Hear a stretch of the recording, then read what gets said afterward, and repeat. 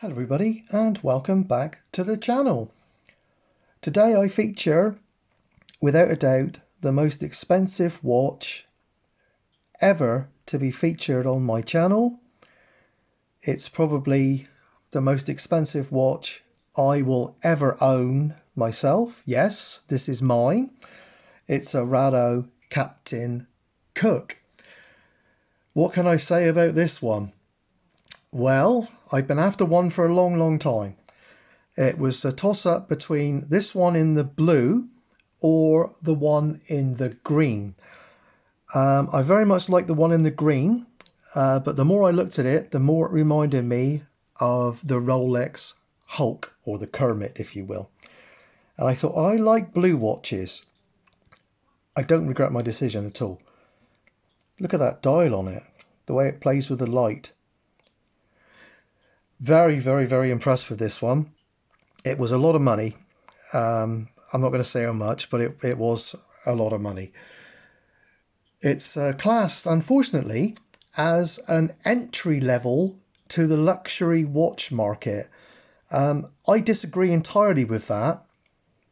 There's nothing entry level about this watch. Absolutely nothing that I can say is entry level with it at all. It's obviously an automatic. It's got a Swiss ETA movement in it, which I'll talk about in a little bit in a moment.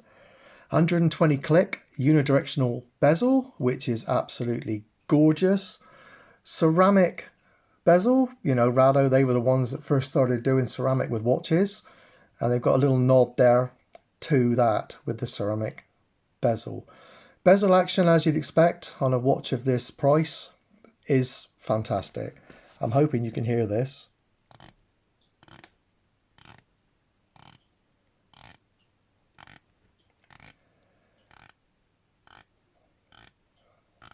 Lovely, isn't it? No backplay whatsoever.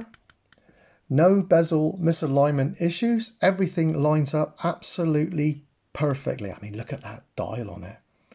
I've had this one now for about a month. There's loads of wrist pictures and wrist rolls on my Instagram. If you're not following that, why not? You're missing out a treat. It's got the rotating anchor on it as well, which only moves if you move your wrist quick. It's not one that spins around like those little wheelie spinners you get on some of the old pimped out, tricked out cars. There is a thing as well, so they say, I don't know how true it is, but I'm going to say it just in case. If that anchor below the 12 o'clock position there stops spinning, it means you're due for a service. I can't confirm and I can't deny that because information about that is very sparse. You've got a lovely date complication on the watch there, which is in red font. I'm hoping the camera's picking it out. It's probably shown as black, but it is in fact red. And it's like a pearlescent date wheel. Really nice. Double domed sapphire crystal on it. It's got a nice dish effect here. It reminds me kind of like a roulette wheel, which I really like. You've got the anchor logo there, if it'll focus. All highly polished 316L stainless steel. Beads of rice strap, which was an absolute pain to size. That really was. I nearly took it off and thought, hell to it, I'm going to put a leather strap on it and just be done with it. Absolute nightmare. My wrist size has actually shrunk. I've been a 7-inch wrist for years. I'm now a 6.5-inch wrist size.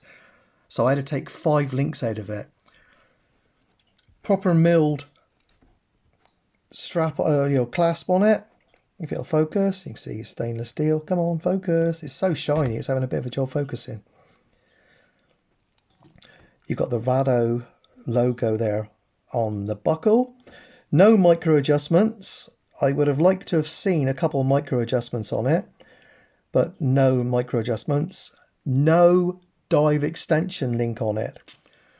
It's classed as a diving watch because it's 200 meters water resistant, but there's no loom pip at the 12 o'clock. You've got the 3 seahorses on the back and the 3 stars.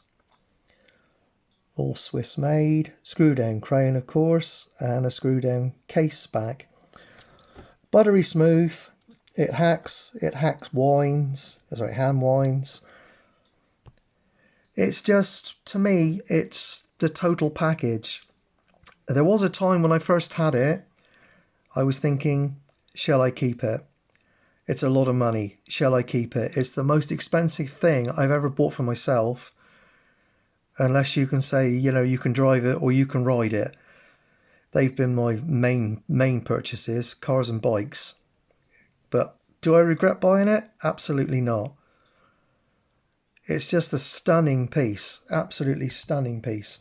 As I said earlier on, the movement is made by Swatch because it's part of the Swatch watch group. Try and say that with my teeth. It's a struggle. It really is. Swatch watch group. These were first introduced as well, if I remember rightly, in the 60s. 1962 was the first one that was released. And that was a slightly smaller size. This one is the 42. I think it was a 38 they came out with.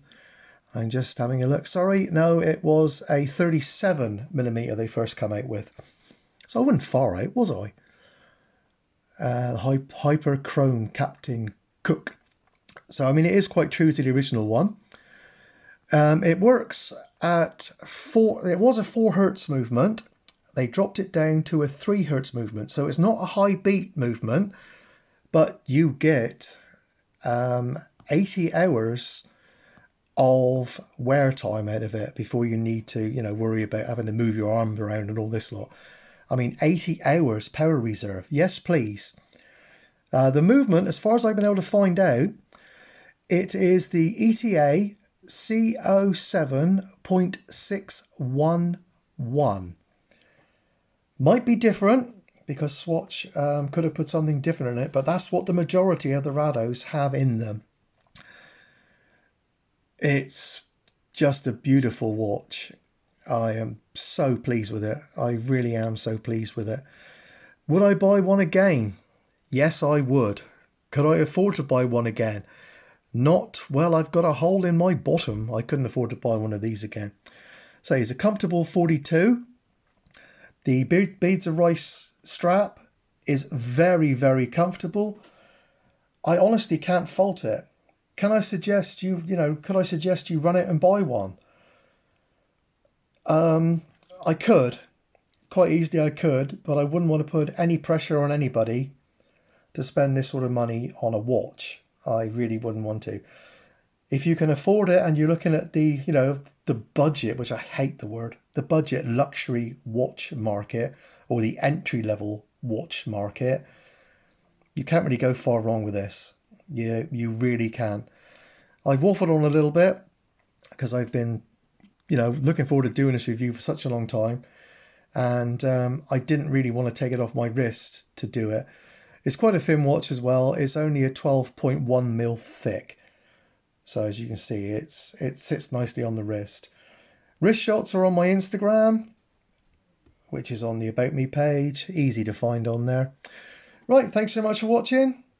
Have a lovely what's left of the day, and I'll see you all very, very soon. And don't forget to like, comment, and subscribe. And if you want to be ever so kind, hit the notification bell. Thanks, everyone. Bye.